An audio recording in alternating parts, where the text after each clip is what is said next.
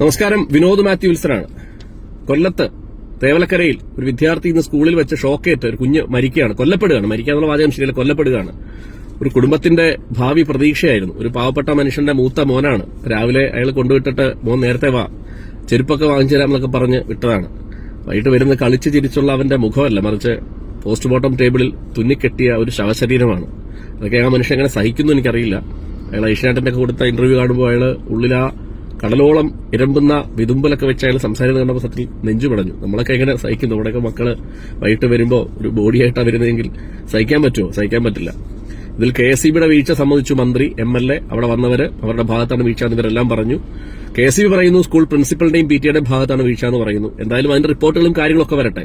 പക്ഷേ സത്യത്തിൽ ഒരു പരിഷ്കൃത രാജ്യത്ത് ഇത്രയും സുരക്ഷിതമല്ലാത്ത രീതിയിൽ കൈകാര്യം ചെയ്യുന്ന ഒരു സ്ഥാപനം KSEB പോലെ ഇല്ല എന്ന് പറയാൻ ഞാൻ ആഗ്രഹിക്കുകയാണ്. KSEBക്ക് എതിരായിട്ട് പറയുന്നുമല്ല. എനിക്ക് ഒരുപാട് സുഹൃത്തുക്കൾ KSEBിലുണ്ട്. എന്റെ സുഹൃത്തുക്കളുടെ മാതാപിതാക്കളുണ്ട്. എന്തെങ്കിലുമൊക്കെ പറഞ്ഞു ഞാൻ ഇതിനെപ്പറ്റി പഠിച്ചതാണ്. പറയുമ്പോഴൊക്കെ പറയും ഞാൻ KSEBക്ക് എതിരാണ്. അവന്മാരെല്ലാം ചേർന്ന് CIT ഗുണ്ടകളൊക്കെ ചേർന്ന് എന്നെ ആഭാസനും സാമൂഹ്യ ദ്രോഹിയുമൊക്കെ ആക്കി. പക്ഷെ എന്തു പറഞ്ഞാലും അവന്മാരുടെ കള്ളത്തരവും കൊള്ളരായ്മയും പറഞ്ഞുകൊണ്ടേയിരിക്കും. മരണം വരെയും പറയും. ഇവന്മാരെ നന്നാക്കുന്നവരെ പറയും. അതിനകത്തൊരു സംശയമില്ല.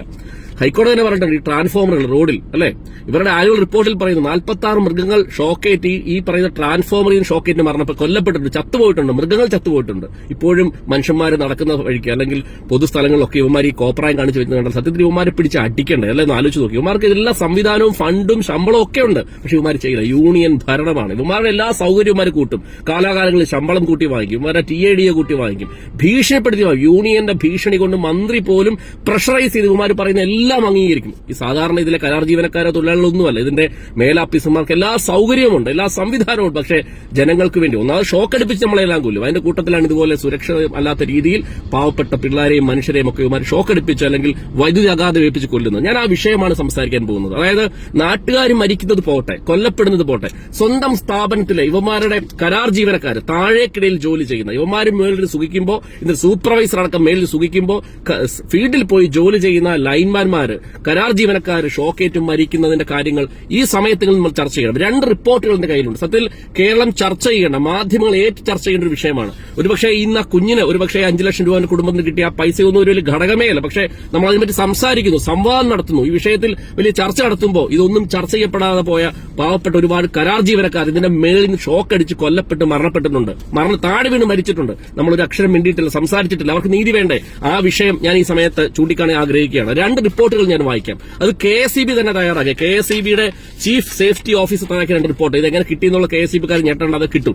ഇതില് 19/12/23 ഉച്ച കഴിഞ്ഞ് 3:50 Ernakulam electrical circle, Ernakulam electrical division central സെക്ഷനിലെ കരാർ ജീവനക്കാരൻ രാജേഷ് വൈദ്യുതി കണ്ടക്ടർ സ്ഥാപിക്കുന്ന ജോലിക്കിടെ വൈദ്യുതാഘാതമേറ്റ് പോസ്റ്റിൽ നിന്ന് വീണു മരിച്ചു. ഇതിൽ KSEB റിപ്പോർട്ട് തയ്യാറാക്കിയത്. ആ റിപ്പോർട്ട് പറയുന്നതിന്റെ കാരണം നമ്മൾ ഞെട്ടും. സത്യവുമാരെ ഓടിച്ചിട്ടടിക്കണം. അതായത് ആ റിപ്പോർട്ടിൽ പറയുന്ന 1, ഏതൊരു വർക്കും ചെയ്യുന്നതിന് മുമ്പ് ഉറപ്പുവരുത്തേണ്ടതായ സ്വിച്ച് ഓഫ്, ഐസൊലേറ്റ്, ഉറപ്പാക്കൽ, എർത്തൻ നടപടിക്രമം, LT വർക്ക് സൂപ്പർവൈസറായ ഓവർസിയർ പാലിക്കാത്തത് ഒരു വിലപ്പെട്ട ജീവൻ നഷ്ടപ്പെടുവാനുള്ള പ്രധാന കാരണം. ഇവന്മാരുടെ റിപ്പോർട്ടാണ്. ഒന്ന് ആലോചിച്ച് നോക്കണം. ഇവന്മാരുടെ കയ്യിലിരിപ്പ് മൂലം ഒരു ചെറുപ്പക്കാരൻ വീണു മരിച്ചു.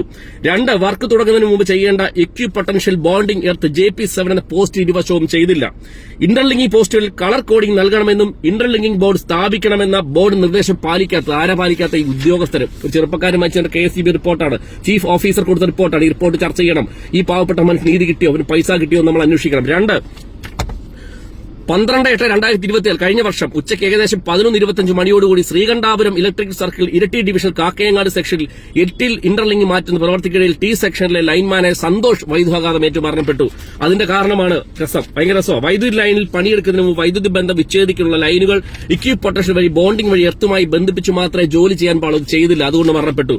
സുരക്ഷാ ഉപകരണങ്ങളെല്ലാം ധരിച്ചു മാത്രമേ ജോലി ചെയ്യാൻ പാടുള്ളൂ. അതിൽ വീഴ്ച പറ്റിയിരിക്കുന്നു.